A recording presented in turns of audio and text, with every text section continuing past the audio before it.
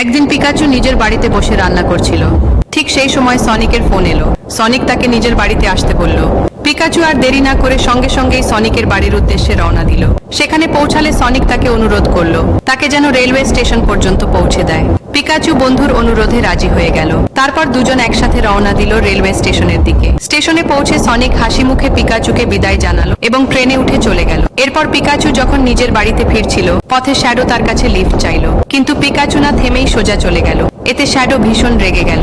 Shadow রাগে ফুঁসতে ফুঁসতে তার বোনের বাড়ির দিকে রওনা দেয়। সেখানে পৌঁছালে সে বোনকে পুরো ঘটনা খুলে বলে। সব কথা শুনে বোন একটি ভয়ঙ্কর পরিকল্পনা তৈরি করে। সে এক গ্লাস জুসের মধ্যে ওষুধ মিশিয়ে পিকাচুর বাড়িতে যায়। সেখানে পৌঁছে পিকাচুকে জুসের গ্লাসটি দিয়ে দ্রুত সেখান থেকে পালিয়ে যায়। পিকাচু কিছু না ভেবেই জুসটি পান করতে শুরু করে, আর জুস খাওয়ার সাথে সাথেই সে অচেতন হয়ে পড়ে। এই খবর যখন সনিকের কানে পৌঁছায়, তখন সে ভীষণ চিন্তিত হয়ে পড়ে। সনিক সব বাচ্চাদের ডেকে জানায় ভিডিওতে লাইক এবং চ্যানেলটি সাবস্ক্রাইব করতে হবে যেন পিকাচু সুস্থ হয়ে